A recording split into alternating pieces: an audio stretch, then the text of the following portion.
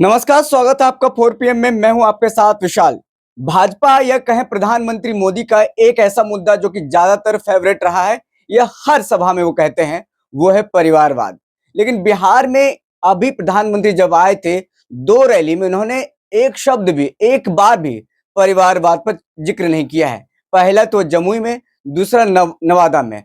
और अब कौन-कौन से ऐसे सीट हैं जिस पर परिवारवाद पर प्रधानमंत्री मोदी को चुप रहना पड़ेगा, यानी बैकफुट पर आना पड़ेगा। हम इस पर चर्चा करें हमारे सहयोगी अभिषेक मिश्रा के साथ। तो बताइए कौन-कौन से ऐसे सीट हैं जिस पर प्रधानमंत्री मोदी को बैकफुट पर रहना पड़ेगा और चुप रहना पड़ेगा परिवारवाद को लेकर? नहीं, आपने बड़ा अच्छा शब्द चुना अपनी शुरुआत में अपनी बात रखने के लिए विशाल। फेवरेट रहा है मुद्दा जी। परिवारवाद का, वाक़ई फेवरेट रहा है। प्रधानमंत्री नरेंद्र मोदी कह लें या बीजेपी, बीजेपी का ये पसंदीदा मुद्दा रहा है, पसंदीदा हथियार रहा है। इसी जी। हथियार के सहारे वो लंबे वक़्त तक अ, गांधी परिवार, राहुल गांधी पर, प्रियंका गांधी पर, तेजस्वी यादव पर, अखिलेश यादव पर निशाना साधते रहे हैं। और भारतीय जनता पार्टी को ये उम्मीद नहीं रही होगी कि ये स्थिति हो जाएगी भारतीय जनता पार्टी की बिहार में, ये स्थिति हो जाएगी प्रधानमंत्री नरेंद्र मोदी की बिहार में। वो परिवारवाद पर चुप्पी नहीं तोड़ पाएँगे, परिवारवाद पर मुँह नहीं खोल पाएँगे। और जो पार्टी घिरी रहती थी, जो नेता घिरे रहते थे, तेजस्वी यादव और लालू परिवार, वो तेजस्वी यादव आक्रामक हो जाएँगे परिवारवाद पर, नरेंद्र मोदी पर। फ्रंट फुट पर खेल रहे हैं। फ्रंट फुट पर खेल रहे हैं और इसका जिक्र हम लगातार कर रहे हैं और करना पड़ेगा। दर्शकों को बोर नहीं होना चाहिए, दर्शकों को उबना नहीं चाहिए। परिवारवाद का जो मुद्दा है, प्रधानमंत्री नरेंद्र मोदी ने भले ही चुप्पी साध रखी हो, लेकिन इस मामले ने राजनीतिक रूप से तूल पकड़ रखा है और इस मामले में तेजस्वी यादव अभी फ्रंट फुट पर खेल रहे हैं और एक तरह से भाजपा के साथ खेला उन्होंने कर दिया है। सवालों की झड़ी लगा देते हैं वो जब प्रधानमंत्री बिहार आने वाले होते हैं, चाहे वो जमुई उनको आना हो, चाहे नवादा आना हो, और फिर तेजस्वी के सवालों का जवाब प्रधानमंत्री नरेंद्र मोदी नहीं दे पाते हैं। परिवारवाद पर भी अपनी चुप्पी नहीं तोड़ पाते हैं। तो खैर ये मामला है। अब सवाल ये है कि विशाल, चुप्पी आगे टूटेगी कि नहीं टूटेगी? परिवारवाद को लेकर जमुई में कुछ नहीं बोले। जमुई में वो चिराग पासवान के जीजाजी अरुण भारती के लिए प्रचार करने गए थे।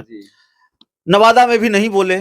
हालांकि विवेक ठाकुर पहले से राज्यसभा सांसद हैं भारतीय जनता पार्टी के, लेकिन वो केंद्रीय मंत्री, उन पर भी जो परिवारवाद की जो मुहर है वो लगी हुई है कि वो केंद्रीय मंत्री, पूर्व केंद्रीय मंत्री डॉक्टर सीपी ठाकुर के बेटे हैं। डॉक्टर सीपी ठाकुर का अपना एक कद, एक रसूख भारतीय जनता पार्टी में रहा है, तो उनके बेटे के लिए वो दूसरी सभा करने चले गए, तो वहां भी परिवारवाद पर नहीं बोले और बोल नहीं सकते थे।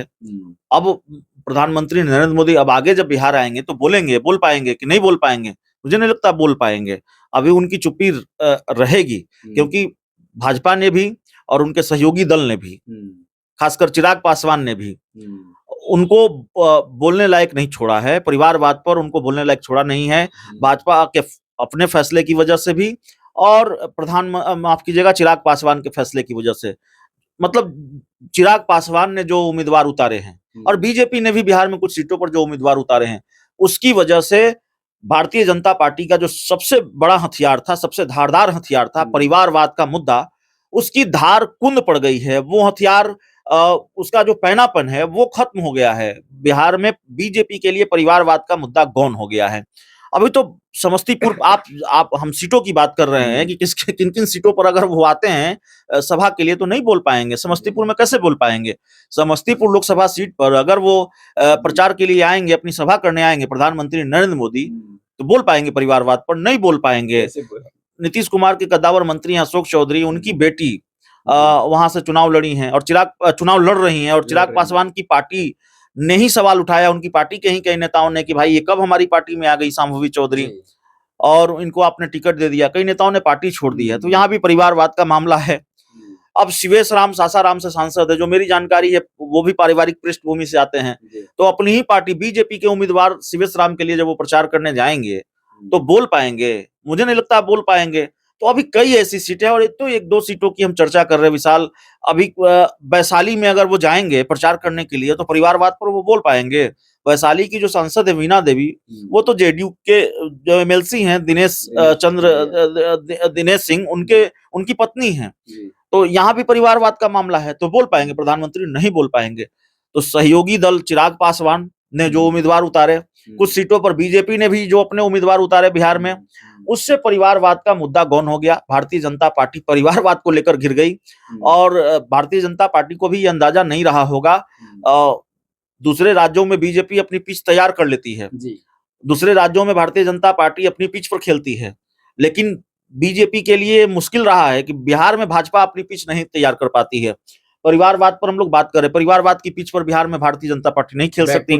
यहाँ तो तेजस्वी यादव बैटिंग कर रहे हैं, चौके छक्के लगा रहे हैं, सवाल पर सवाल पूछ रहे हैं, सवालों की झड़ी लगा रहे हैं, और मोदी जी चुप है। प्रधानमंत्री नरेंद्र मोदी परिवारवाद पर कुछ नहीं बोल पा रहे हैं। तो यहाँ बीजेपी अपनी पिच नहीं तैयार कर पा रही है और अपनी पिच पर बैटिंग नहीं कर पा रही है। बीजेपी की पिच पर तेजस्वी यादव बैटिंग करने चले आए हैं और उस पर चौके छक्के लगा रहे हैं। दूसरा जो मामला है, 2020 के विधानसभा चुनाव में भी यही हुआ, माफ कीजिएगा 2015 के विधानसभा चुनाव में भी यही हुआ था। भारतीय जनता पार्टी अपनी पिच पर बैटिंग नहीं कर पाई थी और कमोबेश की स्थिति अभी वही हो गई है। भारतीय जनता पार्टी का क्या मुद्दा है, आप जानते हैं किन मुद्दों पर वो चुनाव लड़ती है, लेकिन आरक्षण का शिगुफा, आरक्षण का मुद्दा छेड़ दिया लालू यादव ने, नीतीश कुमार ने कि भाई ये लोग तो आरक्षण खत्म कर देंगे। लालू यादव ने इस मुद्दे को लेकर खूब घेरा भारतीय जनता पार्टी को। बीजेपी पूरी ताकत लगाकर भी चुनाव नहीं जीत पाई विधानसभा का 2015 का। लालू नीतीश ने बीजेपी को मात दे दी, लेकिन एक वक्त पर लग रहा था कि भाई भारतीय जनता पार्टी का करिश्मा है, कथित लहर है, कथित हवा है, जिसका दावा बीजेपी करती रही थी। अपराजेय है भारतीय जनता पार्टी, कई राज्यों में लगातार जीत रही थी, लेकिन बिहार आकर भारतीय जनता पार्टी की हवा फुस हो गई, वो चुनाव नहीं जीत पाई। 2020 में भी इसी तरह का हुआ था। बीजेपी जिस तरीके से राजनीति करती है, तेजस्वी यादव बार उनको रोजगार पे खींच करके लाया, तो उनको वादा भी करना पड़ गया। बिल्कुल, तेजस्वी यादव 2020 में भी इसी तरह से इसी रणनीति पर वो काम कर रहे थे। हालांकि 2020 का विधानसभा चुनाव एनडीए ने जीत लिया था, बीजेपी जेडीयू मिलकर चुनाव लड़ रही थी, वो चुनाव बीजेपी ने जीत लिया था। लेकिन 2015 में जिस तरह से भारतीय जनता पार्टी अपनी पिच पर बिहार में नहीं खेल पाई, मुझे लगता है कि तेजस्वी यादव इस बार भी बीजेपी को अपनी पिच पर नहीं खेलने दे रहे हैं और आगे भी नहीं खेलने देंगे। परिवारवाद जिस पिच को तैयार कर जिस हथियार के सहारे भारतीय जनता पार्टी यहाँ लड़ना चाहती थी, हमलावर होना चाहती थी, उसी हथियार को तेजस्वी यादव ने छीन लिया। उसी हथियार से वो बीजेपी पर हमला कर रहे हैं और ऐसा हमला कर रहे हैं कि प्रधानमंत्री नरेंद्र मोदी की चुप्पी नहीं टूट रही है। तो कुल मिलाकर मामला यह है विशाल कि तेजस्वी यादव की वजह से बीजेपी बैकफुट पर है और अभी मुझे नहीं लगता है कि प्रधानमंत्री नरेंद्र मोदी आगे भी अगर बिहार आते हैं तो परिवारवाद को लेकर अपनी चुप्पी तोड़ेंगे। और जरूरी नहीं है कि चूंकि समस्तीपुर में परिवारवाद का मामला है, सासाराम में परिवारवाद का मामला है, तो वहीं चुप्पी नहीं तोड़ेंगे, बाकी जगहों पर चुप्पी तोड़ देंगे। जब आपने पहले चुप्पी नहीं तोड़ी है कई सीटों पर, तो अब आप बिहार में कोई भी सभा कर लें, कहीं भी कर लें, कैसे आप चुप्पी तोड़ेंगे? आपकी चुप्पी अब परिवारवाद पर टूटने वाली लगेगा, उसके बाद नहीं तो सवाल उठेंगे कि आप तब नहीं बोले, अब क्यों बोल रहे हैं?